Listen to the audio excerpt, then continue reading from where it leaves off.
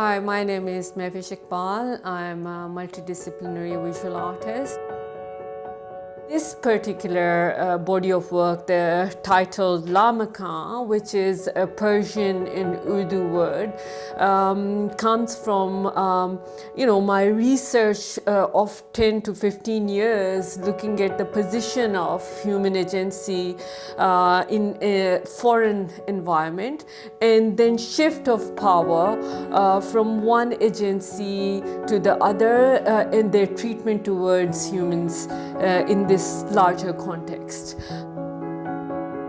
My interaction with different communities over the years has kind of unfolded this reality that there are several layers that need to be excavated or unfolded when it comes to individuals' identity and their position in the dynamic of that landscape. These works have simultaneously grown together. So one day I'm working on this massive, print and embroidery work, and the very next day it takes a transition and moves to this humongous painting.